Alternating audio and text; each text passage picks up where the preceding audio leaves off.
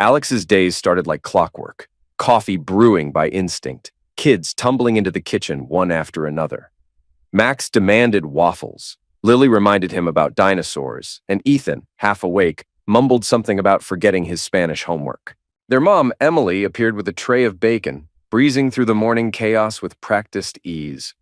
The scene was picture perfect: a tech-savvy dad, a warm kitchen, a life that made sense. But comfort can be deceptive. Later that night, a sound woke Alex, soft, uncertain. It wasn't the dishwasher, something else. He slipped out of bed and crept downstairs. All seemed still until he heard whispers coming from Emily's office. "You said you'd tell him after Max was born," a man said quietly. Alex froze. "I tried," Emily whispered. "But then he quit the bank. Everything was too fragile. I couldn't." That voice, Chris, his best friend, godfather to the kids. 13 years, Em, Chris continued. "They think I'm just Uncle Chris." Alex's chest tightened. He leaned closer, breath shallow. "I've kept this secret for so long," Emily said. "But Alex, he's their father. Not biologically, but in every real way. If I tell him now, it'll destroy them." Chris wasn't convinced. "The truth will come out. They sell DNA kits at grocery stores." "He won't take one," she said. "He trusts me." Alex almost laughed, bitterly. At work, he built systems on zero-trust architecture. At home, trust equals sign, true. "I'm done hiding," Chris said. "You visit for holidays. I live with this every day." "We had love," he added. "Don't deny it." "I did love you," Emily admitted. "But now Alex is my husband." "Do you love him?" Chris asked. "I love how he loves our kids," she replied. "That's not the same." Then came the sentence that shattered everything. "Chris, Alex isn't their biological father, but he's the only dad they've ever known." Alex staggered back, sweat slicking his skin. "He can never find out," Emily said. Chris asked, "And if he does?" Her answer was soft, but final. "Then we lose everything." The truth hit Alex like a head-on collision. Without a word, he slipped upstairs. Emily's lavender-scented pillow offered no comfort. He sat at the edge of the bed, staring at the dark yard and the swing swaying in the wind. His phone blinked. 2:21 a.m. The sleep tracker's 8 hours felt like data from someone else's life. A sliver of light spilled under the office door. Minutes ago, that meant Emily was writing. Now it meant Emily was hiding. He buried his face in his hands, trying to process what he'd heard. DNA test? Confront her? Say nothing? A door slammed downstairs. Chris was gone. The house was quiet again, but not the peaceful kind. It felt haunted by things unspoken. Alex scanned the room. Photos, drawings, Lego bricks, ordinary pieces of family life.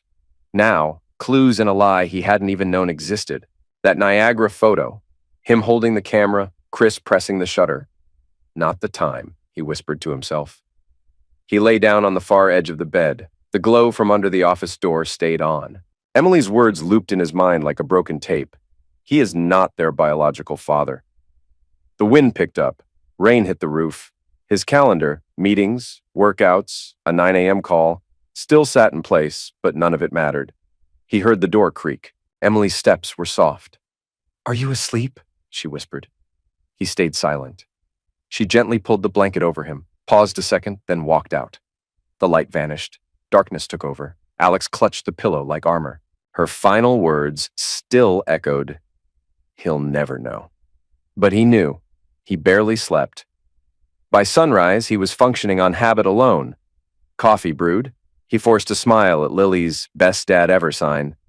The kitchen smelled like French toast and citrus. Emily was already dressed, too early. Her phone lay face down, unusual. He handed Max his breakfast, pretending things were normal. But everything felt staged. After the kids left, Alex checked her office. Locked. That door was only ever locked for Christmas gifts. "Looking for something?" Emily asked from the stairs. "Phone charger," he lied. She pointed him to the living room. Her voice sounded rehearsed. Driving to work, Alex skipped his usual podcast. His mind kept circling the same question. How deep does this go? At a red light, a text from Chris popped up, something about Ethan's game and a smiley face. He ignored it. At the office, he ran a meeting like a man in autopilot, diagrams and terms flowing while his brain replayed old memories. Emily's pregnancy, Chris in every photo, calling each child his godson.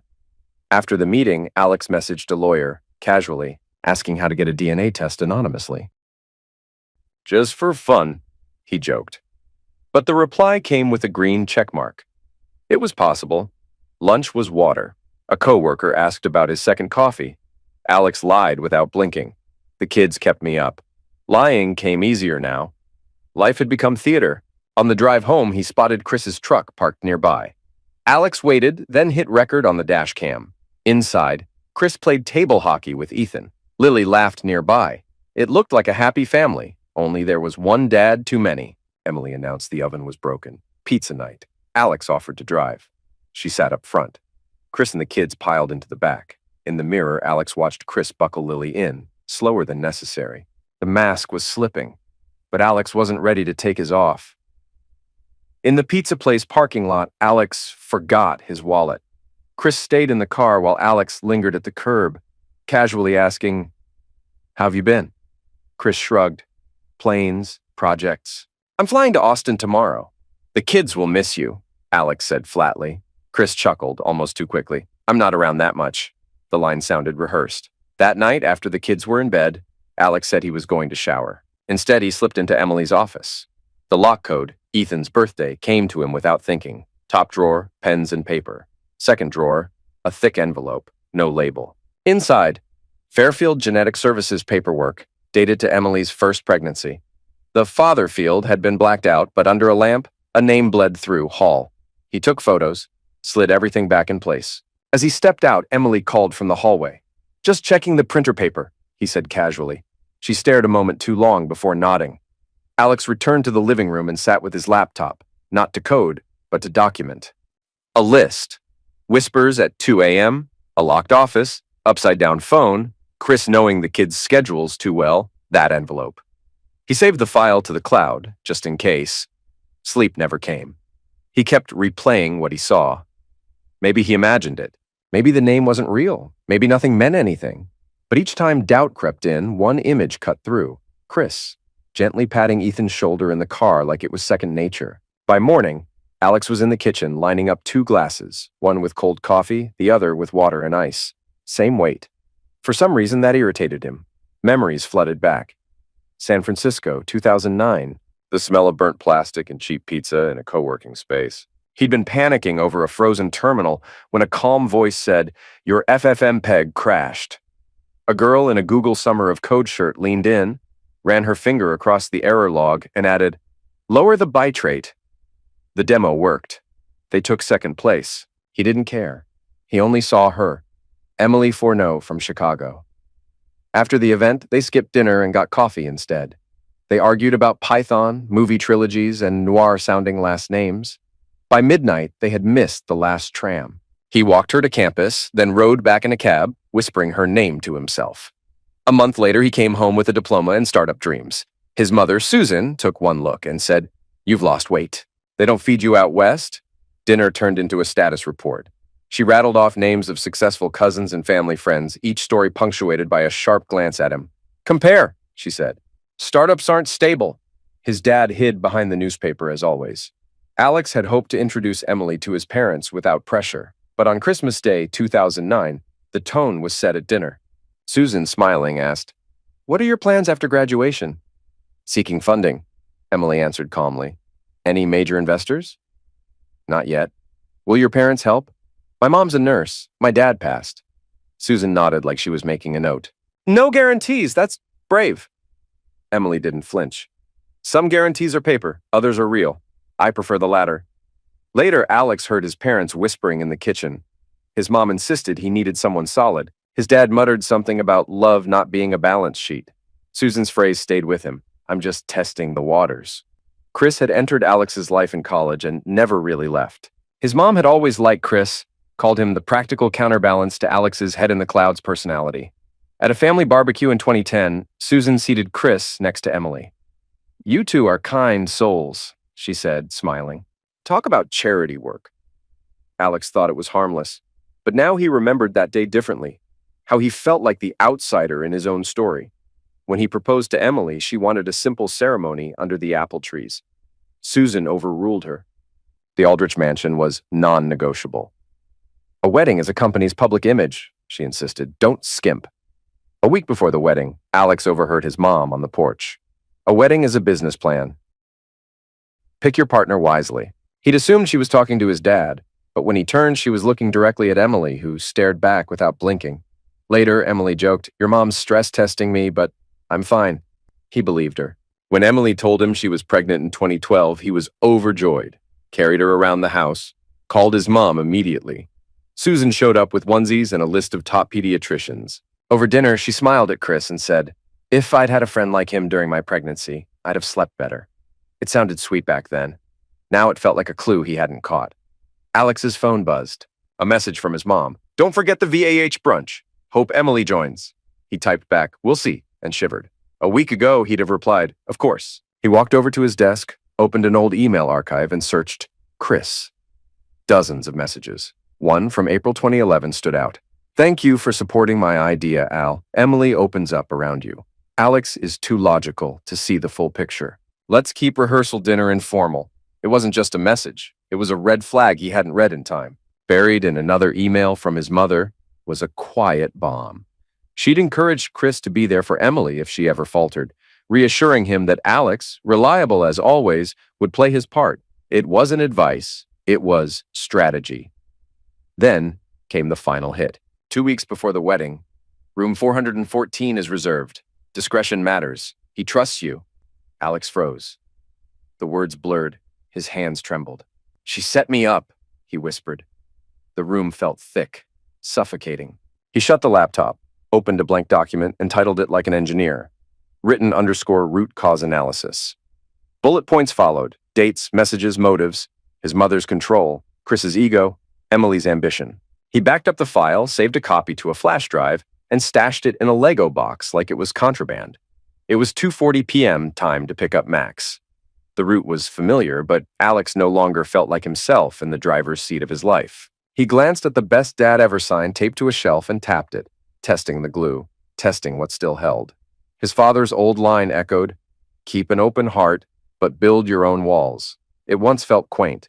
Now it sounded like armor. He took the DNA test kit from the drawer, slipped it into his coat, and turned off the lights. He wouldn't confront anyone. Yet. Numbers first. Truth second. Then, whatever was left could burn.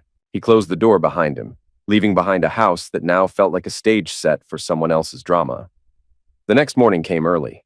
Coffee kept his hands busy, but his thoughts were still broken. His marriage had cracked on one side, his oldest friendship on the other. All that remained was cold clarity. For once, he worked at the desk in his home office. The chair was stiff, the laptop warm. His mind drifted backward. Chris Holton, the loudest guy on campus, rugby bruises, computer viruses, the life of every party. Everyone loved him. He lit up rooms, but behind the glow was mess. Late homework, traffic tickets, missed deadlines that he spun into firework finales. "Reliability is a spare tire," Chris used to say. The line got laughs until group projects added escape clauses to keep him from sinking the ship. Alex remembered one specific betrayal. In 2010, they pitched a startup at an incubator. Alex built the algorithm, Chris handled the pitch. At the last minute, Chris added a flashy PR budget that blindsided the panel. They lost the grant. Afterward, in the rain on Wahlberg Street, Alex confronted him. "Why did you change the numbers?" Chris waved it off. "You handle details. I see the big picture, no noise, no traction." They had a whiskey. Alex let it go. Looking back, it wasn't youthful recklessness. It was a pattern.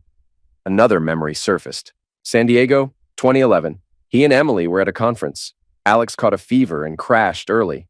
Emily tucked him in and went out. She came back late, smelling of sea air and spice. "Dinner with the gamification team," she'd said.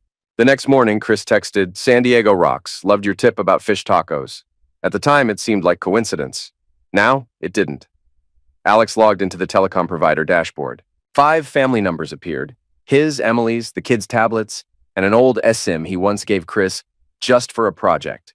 The card was technically inactive, but 2 weeks ago, between midnight and 1 a.m., it had sent nonstop texts to Emily every 3 to 5 minutes. He checked the location history. The sender's tower, 1 mile from their house. Same night, Emily claimed to be writing an article. The evidence was stacking up fast. He downloaded the data, encrypted it, and stored it deep inside a password-protected folder. Later that day, after dropping Lily off at school, Alex scanned through the family cloud, filtering for photos taken on Chris's camera. He knew Chris often uploaded them into the shared album. At first glance, they were harmless: barbecues, school plays, sports games. But the metadata told a different story. One Thanksgiving photo said it was taken in Long Island, miles from where they hosted dinner. Misfiled? Or intentionally misdated? Another showed Emily at a baseball game with the kids. Alex had been buying hot dogs. In the reflection of the food truck window, barely visible, Chris smiling. A woman's hand gently tucked his hair behind his ear. Alex zoomed in. The nail polish was coral pink.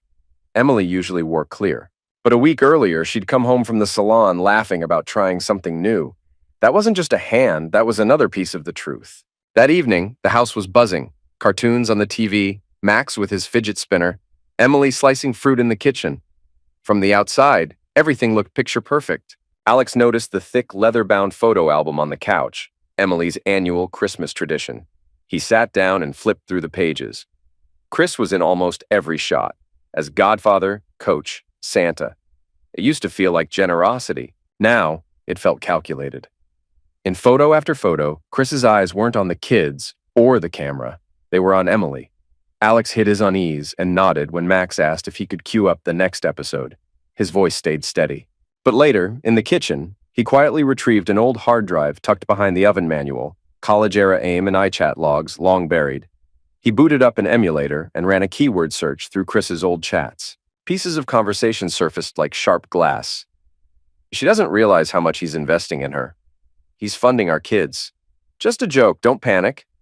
It wasn't a joke now. One message from 2010. Our kids landed differently. What once sounded figurative now felt horrifyingly literal. He leaned back in his chair, feeling the rupture settle in. His closest friend had become a stranger. Worse, an architect of betrayal. A memory flickered. Their graduation party in 2011. Alex told Chris he'd proposed. Chris had laughed, ordered 3 tequilas, and toasted to a friendship that can survive any secret. At the time, it felt playful. In hindsight, it was foreshadowing. By dawn, Alex was hunched over a sheet of paper, mapping out the connections. In the center, Emily plus Chris. Branches spread outward, late-night texts, metadata on family photos, college chats, emails from his mother. He tagged each line. Confirmed, suspected, needs proof. The mind map looked like a digital forensics case. Only this time, the target wasn't a hacker. It was his life. A message buzzed on his phone. Hey, brother. I'll swing by this weekend with gloves for Ethan. Sound good? Alex stared at the word brother until it blurred. He started replying, paused, erased, typed again, erased. Then he hit cancel, flipped on do not disturb, and stepped away. A half-drunk coffee sat cooling nearby. He lifted it, burned his lip, and flinched, not from the heat, but from memory. Max's first birthday. Chris had brought a comically large baseball bat. Everyone laughed, except later, Alex caught him whispering to Emily by the cake. She smiled, eyes down. At the time, it seemed harmless. Now, every moment was suspect. The past was unraveling, thread by thread. Alex kept up appearances, school runs, work calls, smiles for family photos. But internally, his clock ran on a different schedule now. Gather, confirm, secure. He wouldn't confront. Not yet. Not without everything in hand. By Monday afternoon, he walked into a gray-walled office on the 20th floor in Stamford. A sign read, Holt and Falk Investigations, Forensic and Domestic. A woman with a tight bun and a detective's energy met him at the door. I'm Miranda Holt. Alex dropped a folder labeled Trust = False on her desk. I want facts. Quietly, no leaks. Who's under the microscope? She asked. My wife and my best friend. She didn't blink. Classic triangle. What's your scope? Full month, start today, DNA, phone logs, surveillance, budget's fine, discretion's non-negotiable. Sign here, she said. This could change your whole life. He signed. His hand only shook once. That evening, he stopped by the office of Aaron Lewis, an old friend turned lawyer. The place looked more like a study than a firm. Dark wood, legal degrees, a toy basketball hoop. Is this paranoia? Aaron asked. Or do you have real dirt? Alex dropped a stack of printed messages, photos, and spreadsheets on the desk. I want to protect the kids and the money, set up a trust, audit the accounts. If this thing explodes, I want firewalls already in place. Who's your auditor? Gladys Chang. She's a bloodhound in a calculator's body. Quiet rollout? Stealth mode, Alex confirmed. Nobody jumps the gun. Aaron raised an eyebrow. So we're at war? No, Alex said. We're pretending not to be. That night, under the glow of his desk lamp, Alex unboxed 2 more DNA kits, delivered discreetly by a courier robot. Each had a sterile swab and QR code. He labeled the boxes: Ethan, Lily, Max. The duffel's coming with me in the morning, he muttered. The plan was airtight. Tell Lily it was a biology project. Tell the boys it was part of a secret startup experiment. Kids wouldn't ask. The lab wouldn't tell, but soon the numbers would speak, and when they did, the silence would end. The alert on Alex's phone buzzed. 2 files from Miranda. One was a geolocation log showing a pattern. Chris's truck visiting the same remote ranch 4 times in 2 weeks. Half an hour after each visit, Emily's white Audi pulled up to the gate. The second file? Photos. Clear enough to identify them both. Alex encrypted the image and tucked it into a locked folder. A 16-character password secured it, just in case. The next morning felt normal. Emily was cooking, Max was sketching robots, and Lily chatted about the school fair. Alex quietly slid DNA test kits into their backpacks. What's this? Ethan asked. Science class preview, Alex replied with a casual grin. Emily raised an eyebrow but let it go. Just another fun experiment from her overly curious husband. Alex met her eyes, smiling, hiding the truth with practiced ease. Later, in a glass conference room at work, Alex signed off on a delayed product release while texting his forensic accountant under the table. Fidelity dividends are rerouted to Emily's shadow account, $23K annually, Gladys wrote, tracing all unlogged transfers. Another message followed. Samples received, labeled A, B, C, Emily's Audi back at the ranch. 2 figures spotted. And then, Chris's cloud account? Paid for with your mom's credit card. Alex slammed his laptop shut. A coworker glanced over. He faked a yawn. Crunch time. No sleep. That night smelled like pizza. The kids were laughing at TikToks. Emily handed him an unmarked envelope. Yours? Probably a fun statement, he shrugged, slipping it into his pocket. Later, alone, he opened it. Inside was a flash drive from his lawyer with a proposed asset split. 60% for the kids, 20% in reserves, 20% liquid. A note read, click when you're ready to stop hiding. He locked the drive in the safe and added the key to the chain with his wedding ring. The metal clicked coldly. More intel arrived. Drone footage revealed a playground at the ranch, identical to theirs. Same swing set, same slide, same logo. Why recreate it? Alex asked. People need decoys, Miranda replied. If Susan paid for it too, that's your checkmate. The ranch wasn't a home. It was a counterfeit version of his life. Wednesday morning, after school drop-off, Alex met with a wealth advisor. A protective trust, the man explained. Shielded in divorce, controlled until the kids come of age. No court orders, just signatures. Alex signed. He remembered Emily once saying, this is where we'll grow old together. Now he just wanted distance. Then came a message from Chris. Flying to Chicago. Bat's with you. Give it to Ethan. Alex deleted it unread. That night, new footage arrived. 37 hours of surveillance. In one clip, Chris checked the grill and playground. Minutes later, Emily pulled in with cider and grocery bags. Chris touched her waist. Alex didn't flinch. The hurt had long since calcified. He saved the file under ranch_core_evidence.zip, then opened a spreadsheet. One red cell, WhatsApp data still pending. Be patient, Miranda advised. They'll slip when they think you're blind. Alex didn't sleep. He wrote code until 4 a.m., logic lines that cleared his head. Then, on a blank page, he listed 6 goals. 1. Confirm DNA 2. Retrieve mansion records 3. Crack WhatsApp 4. Finalize trust 5. Track Susan's payments to Chris 6. Hire a child psychologist. That last one hit hardest. The kids still laughed. But truth shatters innocence, and he'd need help softening the blow. At 5 a.m., the lab report came in. Alpha, Bravo, Charlie, none matched Alex's DNA. None of them were biologically his. He didn't fall apart. That moment had passed. Now, he just took inventory. He texted Miranda, proceed. Then Lewis, open the drive. The war had begun. Not in court, not online, but in silence. Strategy, not emotion. Clarity, not panic. Alex now kept 3 calendars. Family, birthdays, games, doctor visits, work, product launches, investor calls, freedom ops, the covert one. LLCs, funds, firewall moves. On the surface, he looked like any exec. Underneath, he was staging a controlled exit. His attorney arranged a meeting with a top-tier firm in Manhattan. From a skyscraper overlooking the Hudson, Alex reviewed the strategy. Assets offshored, shares moved to an Irish custodian, NFTs secured in Liechtenstein. Legal, clean, audit-proof. This wasn't overkill, it was defense. Emily had Susan behind her and an incoming team of expensive attorneys. If he didn't lock it down now, the cost would be everything. Through a proxy, he bought a Westport townhouse under a Wyoming shell, North Cedar Holdings LLC. Technically ownerless, practically his. He named it Studio in his phone. It would be his fallback, quiet, hidden, and untouchable. By Friday, he'd finalized the Carlyle Legacy Trust. It now held 60% of his startup, most of the bonds, the crypto wallet, and every cent from his IP royalties, all locked in for the kids. When Max recently asked, "Does my name sound like a superhero?" Alex had smiled and said, "Names make stories special." Now the trust was their invisible shield.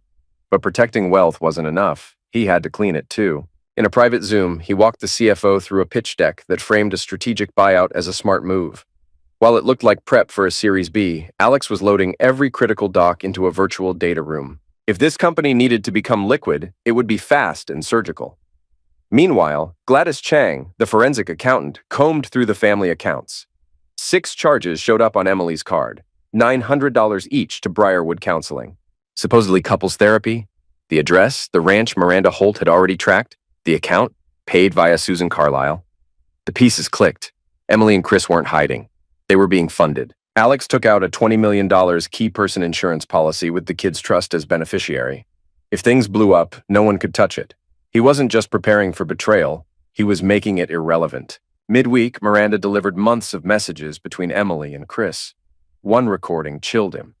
While Alex read the kids a bedtime story, the pair had whispered, "Susan thought of everything. Alex lives in numbers." He hit pause. They were right, but they didn't realize he'd been using numbers as his most powerful leverage long ago. At night, the new townhouse still smelled of paint and plaster. On the kitchen island, he placed a gray notebook and the safebox code.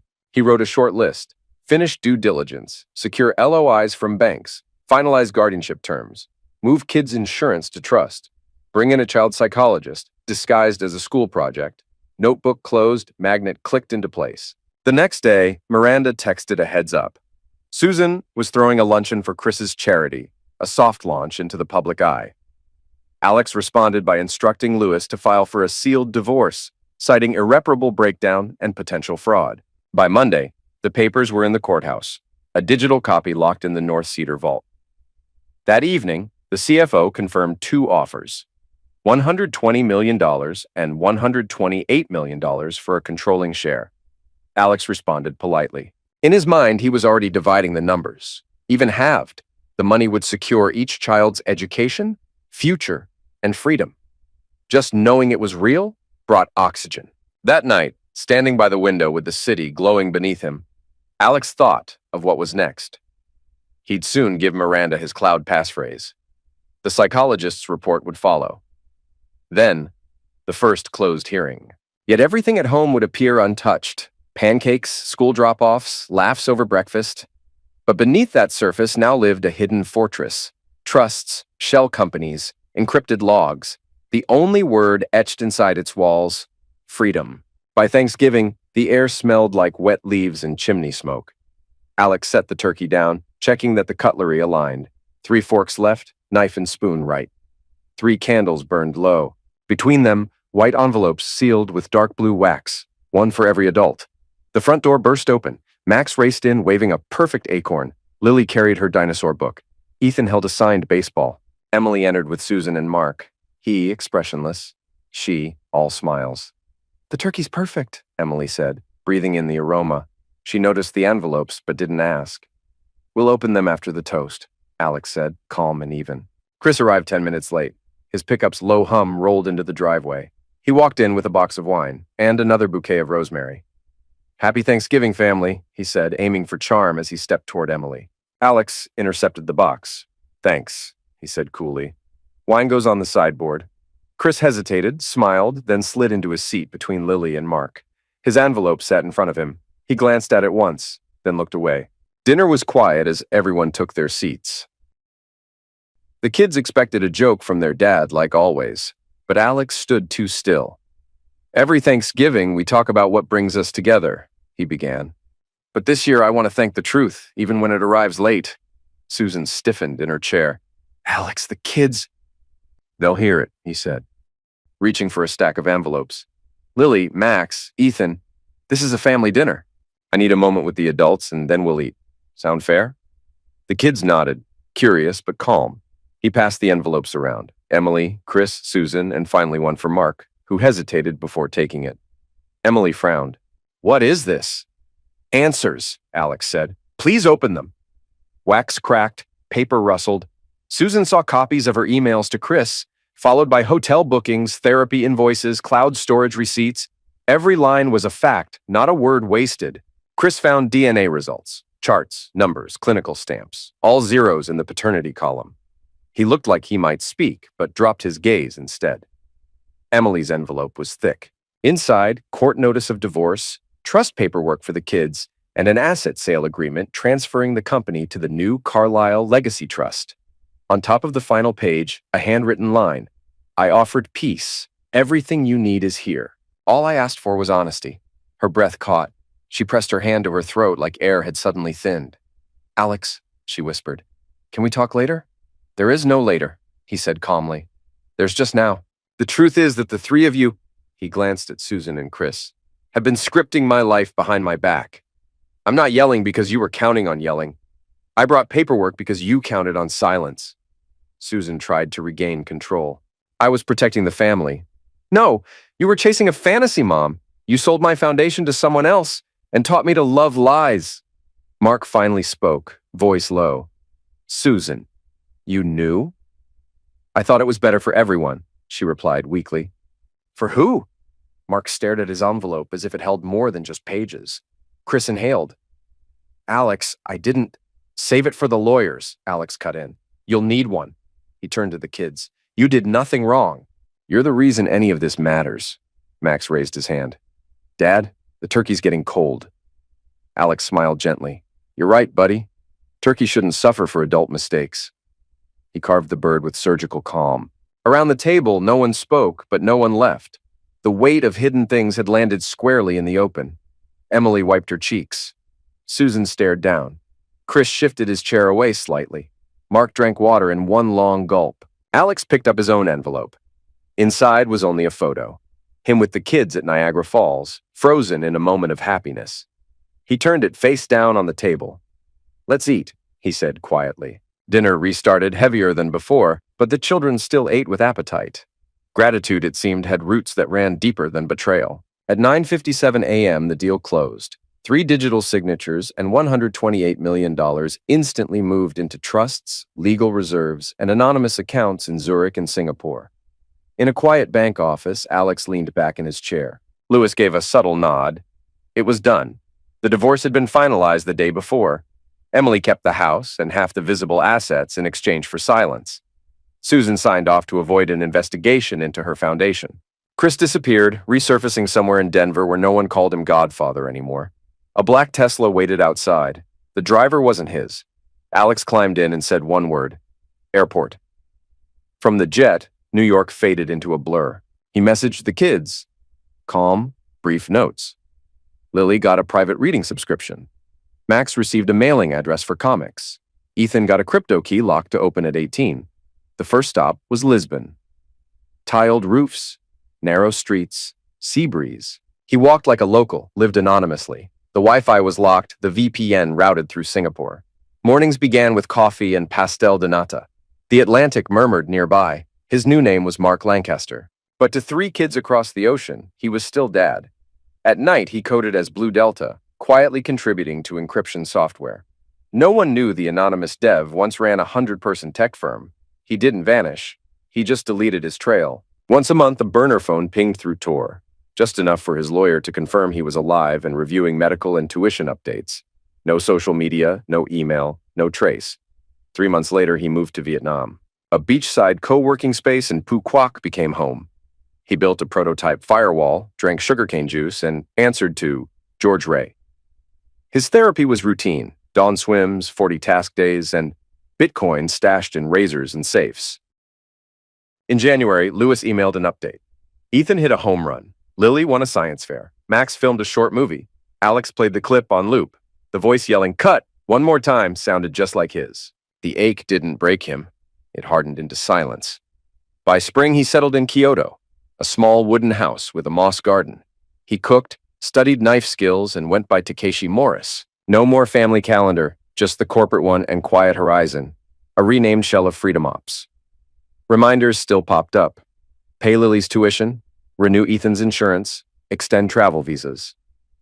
He stayed present in their lives, even without a name. Sometimes he imagined catching their laughter in passing. He never did. The past lived behind layers of firewalls and oceans. Freedom, he realized, wasn't peace. It was absence, without noise or mirrors. On the one-year anniversary of the deal, Alex climbed Inari Hill. Kyoto spread out like origami below. On a wooden tablet, he wrote, "May those I love live more honestly than I did." He hung it with a steady hand. The old dinners, envelopes, and silences drifted further away. The scent of burning pine replaced regret. There would be no rewinding, just clarity. He descended slowly. Somewhere in his encrypted archive, the next destination waited. The past was closed in a folder called 2008. Months later, a quiet headline ran in Connecticut. Anons Capital launches $400 million Northeast Tech Fund. Managing partner, C. Lancaster. No photo. Bio, Stanford grad, few patents, early retirement. Rumors circled. The elusive Mr. L drove a gray Defender with no plates. Tipped in cash, declined interviews. Never used a phone. Read Japanese novels on an old e-reader. From her fading estate, Susan watched the news. Once a queen of galas, now shunned after misusing donation funds. No one returned her calls. Her son didn't visit. Emily had gone back to her maiden name, Thorne. Her startup died after the scandal. She taught night classes and lived on alimony. When she turned down a mystery investor offering total control, she said, "Capital without a face is poison." No offers came after that. The kids, now teens, split time between homes. Alex had summers. The trust paid quarterly, guided by code, not mood. Mark, the one who had vouched for everyone, was quietly pushed out. No charges, but his reputation evaporated. He sold the boat, moved above a dock shop, and traded wine for varnish. By midsummer, the tech park got its name, Niagara Labs. Its logo mirrored an old family photo taken at the falls. At the ribbon cutting, there was no Mr. Lancaster. A sharp-suited Kenyan exec presented the $40 million check, praised second chances, and stepped back. In the crowd, a tall man in a charcoal suit and baseball cap stood silently, unnoticed. Just long enough to listen, then gone. Emily saw him by accident. She was leading students through the new tech campus when a familiar figure caught her eye. Shoulders slightly hunched, fingers slipping a notebook from his jacket to scribble something quickly. Her breath caught, but before she could be sure, he disappeared behind the elevator doors. That night, she sent a message. "The new lab is incredible. I want to show the kids what real giving looks like." The response came from a lawyer. Message received. Susan tried her own route. Contacts from the university board. She requested a meeting with Mr. Lancaster. A week later, a formal reply came back. The financial committee sees no strategic alignment with her organization. Frustrated, she called a broker, asking for the name behind the foundation. The next morning, the answer came, "Quiet zone regulations prohibit disclosure." In fall, Niagara Labs featured portraits of its first grant recipients. Among them, Lily Carlisle, now a junior in bioinformatics. Her research? Stress markers in adolescence. The Fairfield Life paper interviewed her. "This grant proves the past doesn't dictate the future," she said, smiling like someone who'd learned restraint young. The tech park hosted a winter benefit to announce a new internship program. Chandeliers sparkled above white tablecloths, an orchestra played, and donors mingled with local officials. Emily arrived in navy blue, reserved but steady. Her name tag read Emily Thorne, Uyux. As she looked up, her eyes locked onto a man in a gray half mask. The tech ball dress code, yes, but the jawline was unmistakable. The room dimmed. Then the founder himself appeared on stage. No mask. Tuxedo immaculate, a small silver mitt pin on the lapel. His hair was darker, but graying. His voice, lower, more tired than the one that once said, "Let's not make a fuss." 7 years ago, I learned both code and family require transparency, he began. Today, we're We're giving that back to this city, a place where second chances can be built. Silence. Then applause. Susan paled in her seat. Mark wasn't there. He was already in detox. But later, in a clinic break room, he would watch the stream on repeat, cup of bitter water in hand. Emily moved toward the exit, intercepting Alex before the crowd could. Her mask hid most of her face, but not her eyes. "You came back," she whispered. "The city needed me," he replied.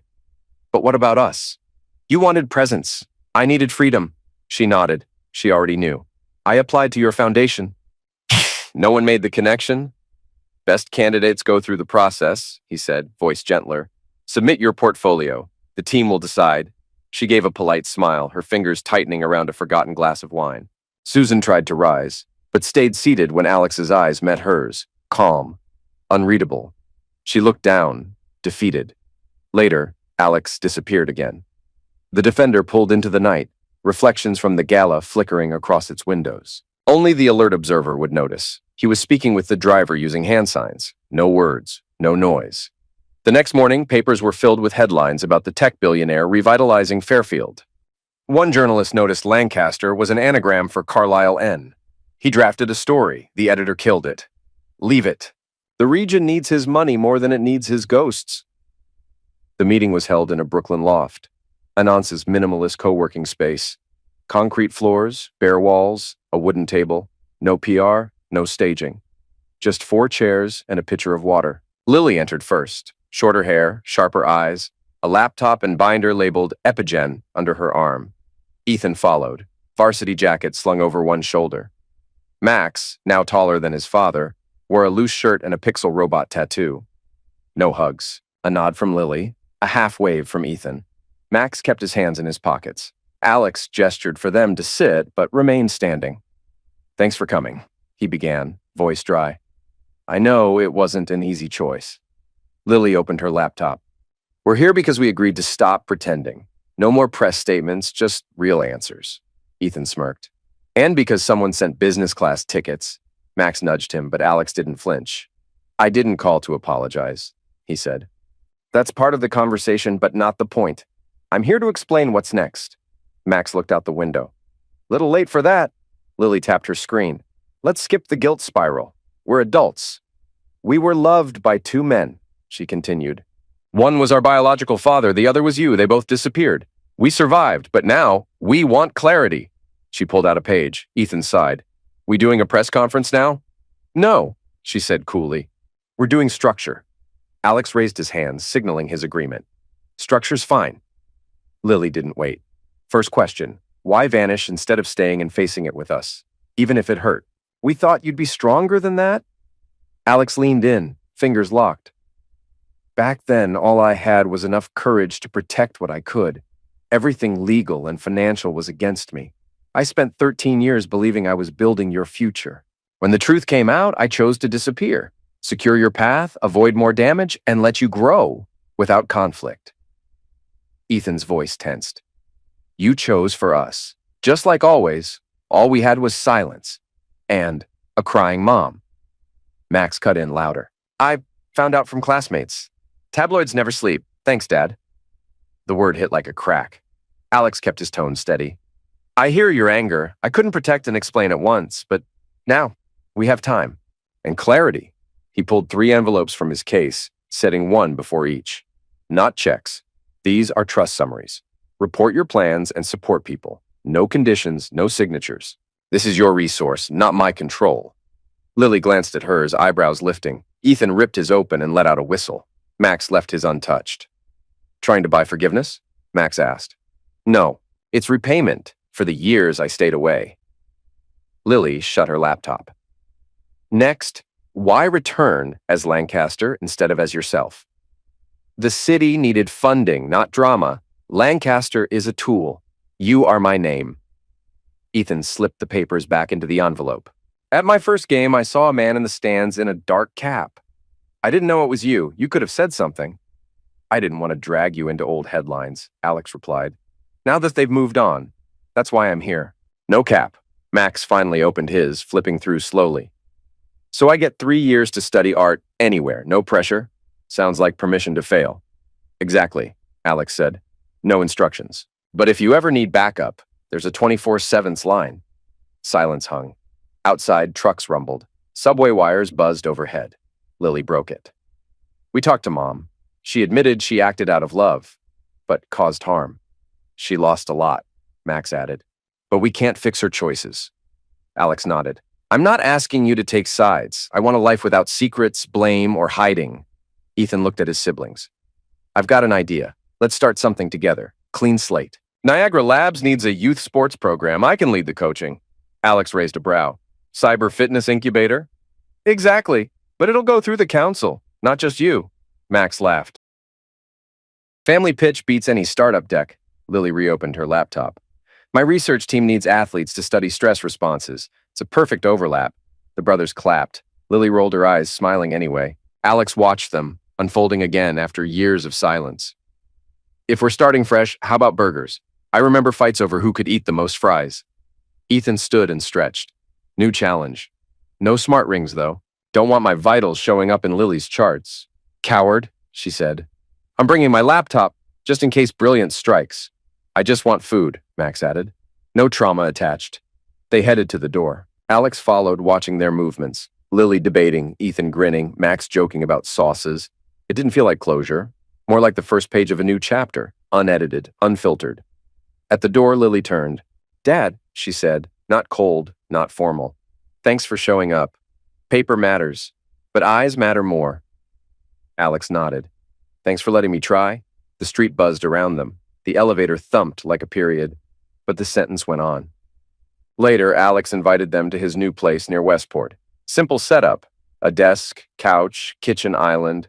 On the table, 3 identical folders. No lawyers today, he said. You get 2 choices. Stay in my life or walk away. No pressure. Lily sat first, didn't touch the folder. I'm staying. Let's make visits routine. Put birthdays on the same calendar. She offered her hand. Alex took it. Ethan paced, opened his folder, read. Training plans, camp schedules, a therapist's contact. I'll lead the project, he said, but I need time before family stuff. I'll decide in a few months. Your call, Alex replied. No reminders. Max stood by the window staring at his phone. I'm not angry. I'm just blank. Give me space. Okay, Alex said. Call whenever. No explanations needed. Max nodded and left. The door closed without a sound. 2 weeks later, Lily proposed monthly dinners. They picked a Sunday. 3 months later, Ethan emailed, Junior team's looking solid. Let's talk camp. They met at the stadium. Ethan was steady. At the end, he said, I'm not here for money or projects. I want to know you.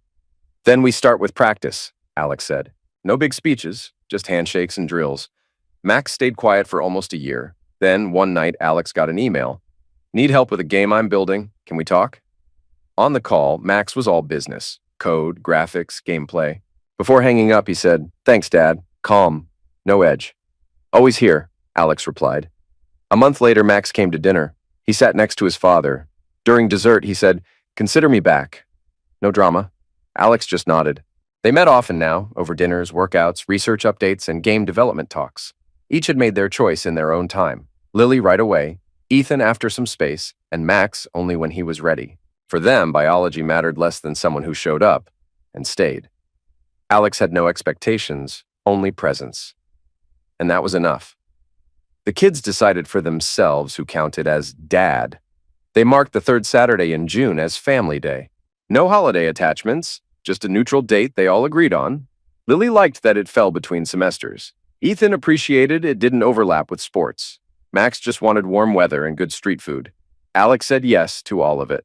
They held it on the rooftop terrace at Niagara Labs, a clean concrete space with glass panels, foldable tables, and portable grills. Drinks chilled on one side. Max set up laptops and VR gear on the other. No outsiders were invited, just the Carlisle Thorne crew and a few close friends. Lily came early with salad and a flash drive presentation. Ethan rolled in with sports gear and a training plan, though he wasn't there to coach. Max brought a speaker and his latest VR headset. Alex made steaks and cake. No candles, no speeches. This was not about ceremony. Once everyone had arrived, Alex opened the gathering. 2 rules. First, bring something that reflects your year. Second, when we wrap up, we only add what we truly want to next year's calendar. Lily went first. Her lab had secured approval to start clinical trials. She kept it brief, but proud. Thanks to the Foundation for the tech. And thanks to my dad for staying patient when the numbers weren't making sense. Ethan showed off a bat signed in gold. His juniors had won regionals. He handed it to Max as a nod to digital victories. Max responded with a shoulder tap and launched his game demo. A clunky robot hauled materials through a virtual tech park. The graphics were rough, but Lily and Ethan laughed at the familiar layout. Next version gets a lab and a sports field, Max said. Then Alex handed out cards.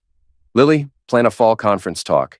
Ethan, lock down dates for youth camp. Max, get the VR tour ready for open day. And if someone changes plans, we erase it. You keep your own card. As the sun went down, they fell into rhythm. Ethan took over the grill. Lily set the table. Max adjusted the sound. Below, city lights flickered on like fireflies. They chatted about research, summer plans, and sports. There were still sharp moments, like when Ethan muttered something about Mom being brilliant when she's not making excuses. But no one argued. Everyone had talked to Emily. She had sent a group message, I love you. They replied politely. That was enough. The past had its place, but didn't interfere anymore. Later, Max hooked a drone feed to the projector. Fairfield sprawled across the wall. New lights, new neighborhoods, a growing campus. City's growing faster than projected, Lily noted. Because it got a good coach, Ethan said, then spinning his glass. Just like we did. Alex stood near the edge, watching them. Through the glass, the night wind barely stirred, but the hum of the city rolled upward in waves. His kids were debating VR models, fine-tuning game mechanics, and teasing each other about checkpoints. No cameras, no audience, just them. Max came over and handed him a controller. Test this for me? Want to make sure the gesture tracking's solid. Alex took it. Lily lifted a tablet. After that, I'll need your sign-off on the biobank report.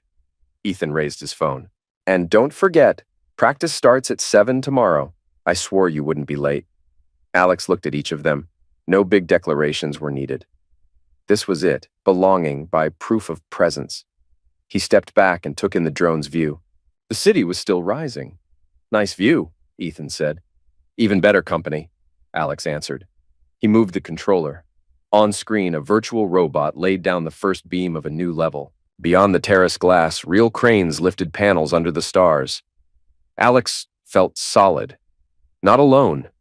Never again, because they had chosen this. Chosen him. The evening wound down with simple things. VR tweaks, report signatures, training schedules. But under it all was something lasting. Evidence that freedom and connection don't cancel each other out.